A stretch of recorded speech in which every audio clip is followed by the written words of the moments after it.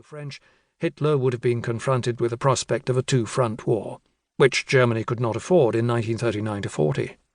A pact with the Allies could also have gained the Soviet Union a respite to prepare, but at the cost of no land concessions in Eastern Europe. Consequently, my contention is that Hitler and Stalin bear equal responsibility for the outbreak of the Second World War, and that their covert agreement to divide Eastern Europe between themselves was the greatest criminal conspiracy of the 20th century, condemning millions to death or slavery. Nor did it help improve the accuracy of Second World War historiography about Poland that the Western Allies were unaware of the provisions of the secret protocol signed by Molotov and Ribbentrop in August 1939 until a copy was found in captured German archives in 1945.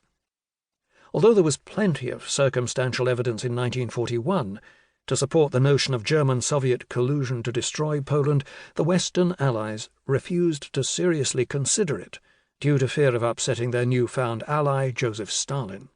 Even after the war, it was easier for Anglo-American historians to minimize the German-Soviet collusion in invading Poland and thereby avoid affixing any Soviet responsibility for the outbreak of war.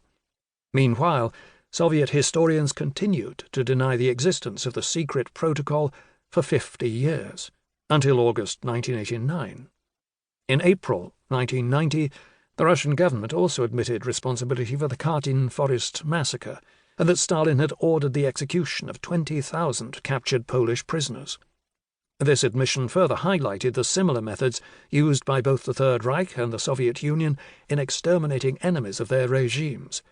From the Polish point of view, with its citizens being rounded up by both Gestapo and NKVD during 1939–41, there was never any doubt that Germany and the Soviet Union were equally guilty in starting a war of aggression with the purpose of destroying the Polish state. Although the Second World War in Europe started with the invasion of Poland, which the Germans designated as Fall Weiss, case white, the actual military campaign had not been well covered in the historiography of the Second World War until recently. Most general histories of the conflict, for example Basil Liddell Hart, John Keegan, Max Hastings, typically provide only a few pages on the 1939 campaign in Poland, often littered with generalizations about the rapid collapse of the Polish army. In contrast, German wartime propaganda claims about the campaign in Poland, intended to bolster the image of an invincible Wehrmacht, continue to infect even major accounts. Historical research into the 1939 Polish campaign has been seriously hindered by several factors.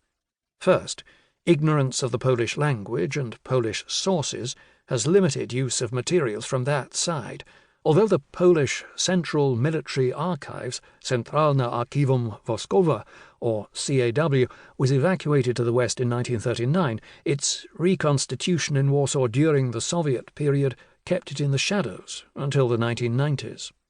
A second important factor impacting the study of Fall Weiss is the incomplete nature of German military records from the campaign.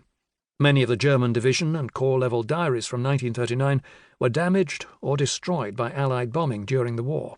Even many pages in the archives are half-burned, and some division-level Kriegstagebuche, war diaries or KTB for 1939, are missing entirely.